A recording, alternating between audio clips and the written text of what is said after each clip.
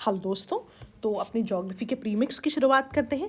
पहला क्वेश्चन है कि आपने मोस्ट वेबल आंसर ढूंढना है अमंग दी फॉलोइंग। तो क्वेश्चन क्या कहता है, ट्रॉपिक्स के beyond specifically in northern hemisphere जो माउंटेन का स्लोप है, right, specifically the south facing mountain slope, इसमें इन चारों में से किस चीज़ के होने की प्रोबेबिलिटी मैक्सिमम है?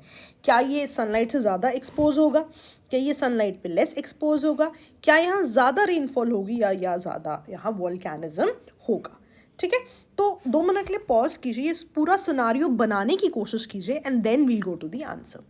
तो आई होप आपने बना लिया है। तो आपका answer is expose to the sunlight more. How? सबसे पहली गलती जो हम करते हैं यहाँ पे, हम अर्थ को स्ट्रेट बनाते हैं, टिल्टेड नहीं बनाते। पहला कॉन्सेप्ट तो यही है ना कि अर्थ आपकी टिल्टेड है एट सम एंगल।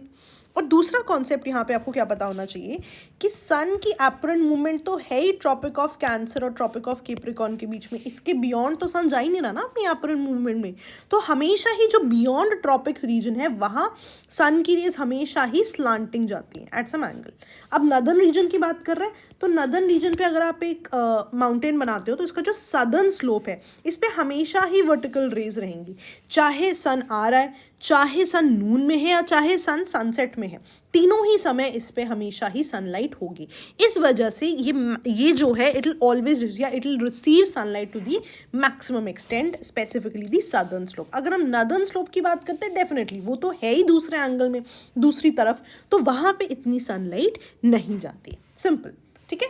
तो बिकॉज दी सन की apparent movement is always between the tropics, ठीक है, इसीलिए सन की स्लोप जो है it receive sunlight specifically southern slopes पे during sunrise, noon and sunset is well. तो आई होप आपको सारे कॉन्सेप्ट्स पता हैं। पीसीएम बैच में मैंने काफ़ी डिटेल में बताया है। अगर आप पीसीएम बैच से हैं, आपकी ये गलती नहीं होनी चाहिए।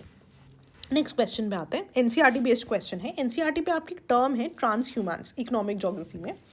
तो ट्रांस ह्यूमन्स क्या होती है? The question says it is the permanent movement of people with life stock.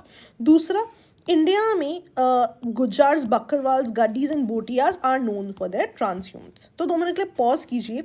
What have you studied about transhumance? In case आपने नहीं पढ़ा है तो अभी सीख लेते हैं। इनमें से आपका करेक्ट ऑप्शन कौन सा है जी? Option number 2। Why? Because transhumance जो है सीजनल मूवमेंट है, परमानेंट मूवमेंट नहीं है। And yes, these are the people who are known for the transhumance. तो ट्रांस ह्यूमन्स जो है ये सीजनल मूवमेंट ऑफ पीपल है विद देयर लाइफ स्टॉक, जो कि समर्स और विंटर में होती है। Like people move from summers to winters, ठीक है। इसमें भी जो माउंटेन रीजन है वहाँ पे स्पेसिफिकली जो ट्रांस ह्यूमन्स है उसे वर्टिकल ट्रांस ह्यूमन्स कहते हैं, जब लोग समर्स और विंटर्स में अपर और लोअर वैलीज में मूवमेंट करते हैं। ठीक है जी, याद रहेगा। चलिए अगली question. Horn of Africa surrounded by which of the following bodies? ना हॉर्न ऑफ अफ्रीका की कंट्रीज आपको डेफिनेटली पता होंगी, मैंने कई बार बताई है, लेकिन which of the bodies surround them? Again very important. Indian Ocean, Red Sea, ग्वाडलफोर चैनल एंड सोमाली सी। तो मैंने के लिए पॉज कीजिए। First of all you suppose to know कौन सी कंट्रीज हैं हॉर्न ऑफ अफ्रीका में। Second step would be to know the water bodies. तो आपका आंसर यहाँ पे है all of the above. I want you to know all the 4 water bodies, ठीक है। अगर आप यहाँ पे देखो, so Horn of Africa, right, Eritrea, Ethiopia, Djibouti and Somalia. तो रेड सी है, you know. Now what you would know is, एक तो सोमाली सी भी है, प्लस ग्वाडलफोर चैनल भी है, प्लस इंडियन ओशन के बारे में तो आपको पता ही है। तो ये चारों की चारों इससे एसोसिएटेड हैं, आपको पता होनी चाहिए। ठीक है जी। चलिए अगले क्वेश्चन पे आते हैं। Which of the following glacier is not a part of Karakoram?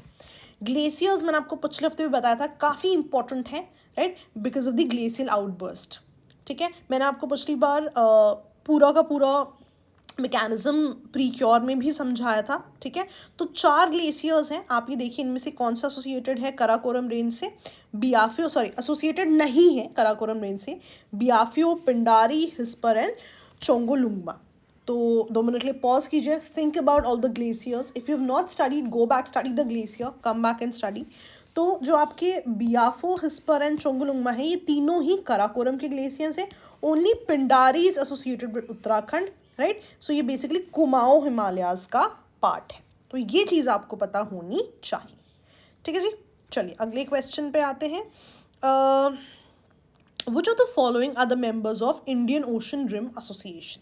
ठीक है, Indian Ocean Rim Association obviously काफ़ी सिंपल है, आपको पता है कि जितनी भी कंट्रीज इंडियन ओशन के आसपास हैं वो सारी इससे एसोसिएटेड है। ठीक है, और आजकल membership is very important because हर साल मेंबरशिप पे क्वेश्चंस आते हैं, तो कोशिश कीजिए कि आपको ये चीज़ें पता हो, ठीक है। तो पहला 4 ऑप्शंस क्या हैं आपके, France, India, Australia and Maldives. 4 options क्या हैं आपके, 1 ओनली, 2 एंड 3, 2 3 4 एंड 1 2 3 4। तो 2 मिनट के लिए पॉज कीजिए और सोचिए इसका आंसर क्या बनेगा, and your answer is all of the above. France में a lot of people can go wrong, why, because अगर फ्रांस में आप देखो रियूनियन आइलैंड है यहाँ पे इंडियन ओशन में, तो रियूनियन आइलैंड क्योंकि फ्रांस से एसोसिएटेड है, इसीलिए जो है आपके फ्रांस भी इसका मेंबर आता है। तो जितने भी लोग ये सोच के आंसर करेंगे कि it is not an Indian ocean, right, उस तरह के आंसर्स गलत हो जाते हैं, ठीक है जी। चलिए, that was all from my and, and you all know about the current affairs model का क्रैश कोर्स। आप डेफिनेटली इसकी डिटेल्स के लिए हमें कॉल कर सकते हैं। चलिए, थैंक यू दोस्तों, ओके, बाय बाय।